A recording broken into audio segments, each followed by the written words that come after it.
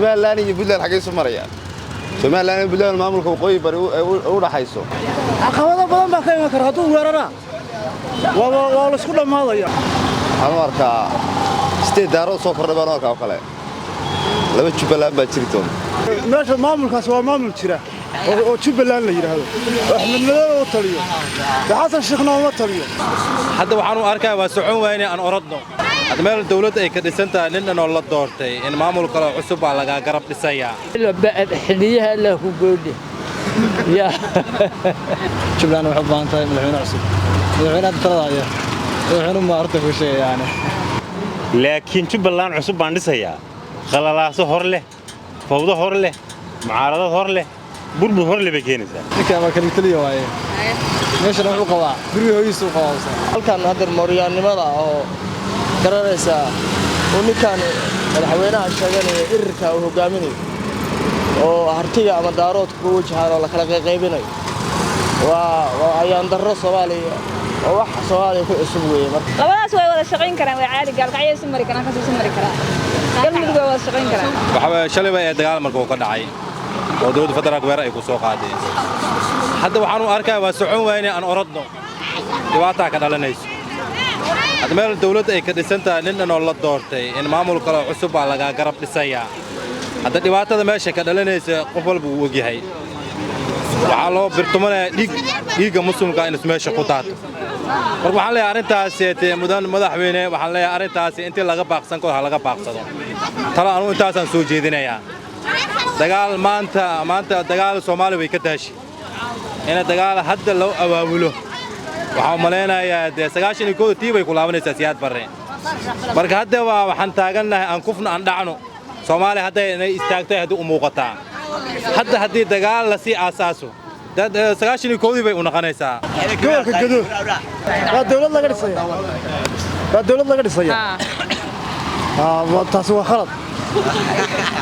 waxay ku tahay meesha maamulkaas waa maamul jira oo Jubbaland la yiraahdo Axmed Madow oo taliyo Xasan Sheekhna oo taliyo madaxweynaha waxa ka Axmed Madow wax kale ma jiraan caqabado badan baa ka iman kara hadduu weerara waa la isku dhamaadaya Axmed Madow warkiisa jira ina kan xamarna waa been Xasan Sheekh been weeye Xasan Sheekh waa بلا حليها له كقولي يا أنا أركا ستة دارو سو كردي بانو أركا وكله لما Jubbaland baa jirto maamul waxay ku noqonaysaa maamul Soomaaliya dad meel dhagax u dhigto dhagaxa wax ka fujin kara ma jiro marka Xasan Sheekh maamul daarado kale iyo dhisay leh ka ku raacsanaan Axmedow saaban mayso marka asaga uma saameyn doorashooyinka ka hadhana maamul bay ahaan cid kale u tagtana maamul baa in la ansiyo ma noqonaysaa labana karayo maamulnimada marka dambe Somaliland iyo Puntland xagee soo maraya Somaliland iyo Puntland maamulka waqooyi bari u dhaxayso yaa yiri waan wada shaqeynaa oo heshiis baa naga dhaxay xididna kama dhaxayso marka maamulkaasi waa ku xumeyn iyaga lagu xumeeyo baan ma iyagana waa ka galmudug iyo waqooyi bari oo xidid ka dhaxayn Somaliland waan heshiinayna waa tii waa u tuuran labadaba la soo tuuraya arrintaas waa arrin sax waaye arrintaas waa soo dhaweynaya waxa leeyahay arrintaas soo dhaweynaya arrintan Jubbaland cusub dhiso meeshana Axmed Madow laga saaro Jubbaland cusub iyo madaxweyne cusub meesha la keeno Jubbaland wuxuu baantay madaxweyne cusub madaxweynaha talada wuxuu ma arta ku sheegayaan ninka ma kali taliyo waaye meesha wuxuu qabaa guriga hooyisuu qabaa ya meeshaas laga saaraya awood baan laga saaraya kiiskaas waxa weey arrinkaas dawladda federaalku ay gado ay maanta ku wajahayso anigu waxaan oran lahaa ma haboona dawladda waxaan oran lahaa si kale uga wareegto burbur hor leh arrintaas horseedaysa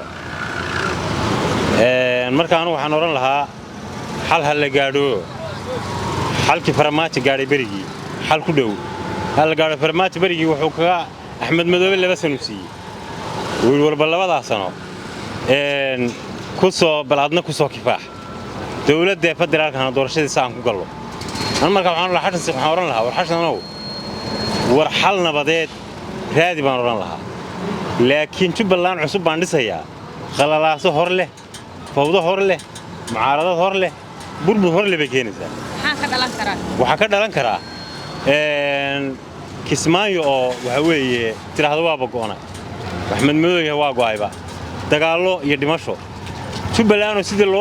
loo rabo maamul هذا حسن وقرب تي أدوسي أنا هاي مامل وقدر لنا كراه مامل كم هذا باكس صباح كراه أنا مركب حنورن لها ورنيه هو حسن وحلنا ما ده وحكي هذه وحكي سودوه عقبات بدن باكر لنا كراه ما أنت دولة إنه دولة أود لما هو دولة الشيء بدنك عمها كل تيران أساسا نورن لها أنا قلنا عاجب اللان هشيس ليري ما ندوي سومالي لان يبلان أيه وحكي سوق للنيروبي هشيس كا وحنورن لها أنا أقول لها اللي ما ينمك سوماليلاند لكن waxaan la hadlayaa Puntland waxaan u arkaa arintaas siyaasad aan wanaagsanayn inay tahay maadaama siyaasad aan wanaagsanayn inay tahay arrinkan inaad dib uga laabataan baan u lahaa qolada Puntland waxa wada dhistay dad isku haybaho harti la dhaho harti burbur badan bay ku keenaysaa arrintaas maamulka waqooyi barina واحد موداين يدانا وين هنتاس كوينيسو علاad labada maamul Puntland iyo waqooyi barina aad way saabuuraysaa aan marka waxaan oran lahaa war shacabka hartiyow ee Puntland iyo waqooyi bariyow siyaasiyiinta guracan meel looga soo wada jeedsado intaas aan oran waxa Soomaaliya yaalo dhanba waxay tahay wax uu maamulayo nin siyaasadda ku fashilmay marka waa iska riyo maalmeed ummadda Soomaaliyeed baa la sii lugoynaya dhibaatada iyo fowdada iyo dilka ayaa sii badanaysa marka wax new Jubbaland oo anagu aqoonsanahay oo meesha ka soo bixi karo taa tabo malayn maayo Soomaalina uma cuntamayso wixii ka dhacay waa ogeed midda kale Axmed Madoobe ma aha macnaheedu nin jilicsan oo iska soo qaban karo cid walba intay shaabad ku dhufato wax loo yeerin karo waa nin dawladda waaweyn dabada kula jira waa nin